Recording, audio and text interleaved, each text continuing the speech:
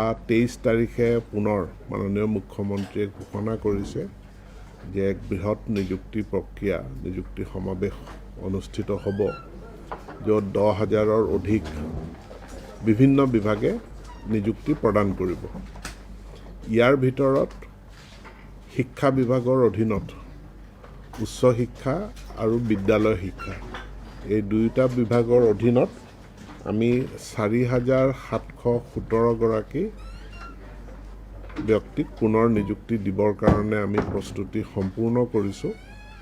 আৰু এই প্ৰস্তুতিৰ মাজত বিশেষভাৱে জনাবলগীয়া কথা এইটোৱেই যে ইয়াৰ পূৰ্বৰ নিযুক্তি প্ৰক্ৰিয়াত আমি একাংশ শিক্ষক বাছনি হোৱাৰ পাছতো তেখেতসকলক নিযুক্তি আমি দিব পৰা নাছিলোঁ ছেকেণ্ডেৰী এডুকেশ্যনত, মাধ্যমিক শিক্ষাত।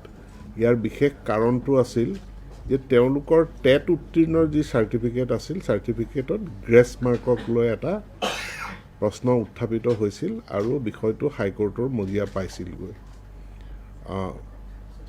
এনে ব্যক্তিৰ শিক্ষকৰ সংখ্যা আছিল 1298 গৰাকী শিক্ষকক অহা 23 তাৰিখে আমি নিযুক্তি প্ৰদান কৰাৰ কাৰণে সিদ্ধান্ত গ্ৰহণ কৰিছোঁ। আৰু তাৰ কাৰণটো হ'ল যে মাৰ্চ মাহত হাইকোৰ্টে এটা অৰ্ডাৰ দিছিল, য'ত আমাক তেওঁলোকক নিযুক্তি দিয়াৰ ক্ষেত্ৰত আমাক বাৰণ কৰিছিল। এইটো আছিল 30/3/2021 আৰু 30/3/2021 পাছত 18/5/2022 আৰু এটা নিৰ্দেশ দিছিল। কিন্তু ইয়াৰ পাছত আমি আপিল কৰিছিলোঁ আৰু আপিলৰ ভিত্তিত পূৰ্বৰ যিটো ষ্টে অৰ্ডাৰ আছিল, সেই ষ্টে অৰ্ডাৰটোৰ বিপৰীতে আমি এটা ৰিলিফ পাইছোঁ। পোৱাৰ কাৰণে আজিৰ তাৰিখত আমাৰ ধৰণৰ হাইকোৰ্টৰ পৰা কোনো বাধা নাই, কেছটো চলি আছে। এতেকে যিহেতু শিক্ষা খণ্ডত যথেষ্ট আমাৰ শিক্ষকৰ প্ৰয়োজন আছে আৰু শিক্ষকৰ নাটনিৰ কাৰণে বিদ্যালয়সমূহত শিক্ষাদান কৰাত আমি অসুবিধাৰ সন্মুখীন হৈ আহিছোঁ আৰু সেইকাৰণে আমি এই পদখিনি এটা চৰ্ত সাপেক্ষে পূৰণ কৰিবৰ কাৰণে সিদ্ধান্ত গ্ৰহণ কৰিছোঁ। সেইটো চৰ্তটো হ'ল যে ফাইনেল আউটকাম যিটো হ'ব, আজিৰ তাৰিখত তেওঁলোকক নিযুক্তি দিয়াত হাইকোৰ্টৰ কোনো বাধা নাই, কিন্তু কেছ এটাও আছে, সেইটোও সত্য। গতিকে এটা কণ্ডিশ্যন থাকিব যে এইটো এপইণ্টমেণ্টখিনি আমি দিম, কিন্তু আমাৰ আশা যে আমি কেছটোত আমিয়ে জিকিম, কিন্তু ফাইনেল আউটকামৰ ওপৰত নিৰ্ভৰ কৰিব।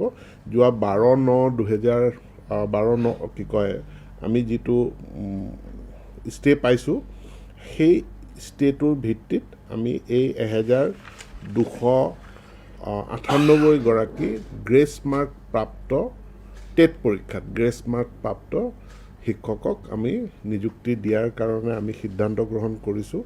আৰু এটা আমাৰ সফলতা আছে যে কলেজ শিক্ষক যথেষ্ট আমাৰ নাটনি আছিলে, এছিষ্টেণ্ট প্ৰফেচাৰ আৰু এছিষ্টেণ্ট প্ৰফেচাৰৰ ক্ষেত্ৰতো আমি 712 গৰাকী এছিষ্টেণ্ট প্ৰফেচৰ আমাৰ আৰু আছে দিবলগীয়া, বিভিন্ন প্ৰচেছত আছে।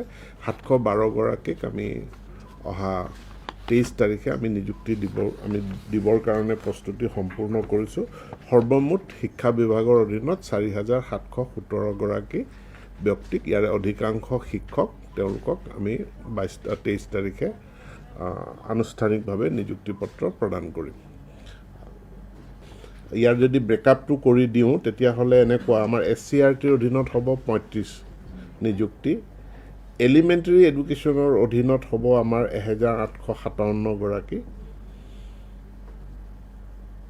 ছেকেণ্ডেৰী এডুকেশ্যনৰ অধীনত হ'ব 1,470 গৰাকী আৰু কিছু সংখ্যক কম্পেশ্যনেট এপইণ্টমেণ্ট আছে 359।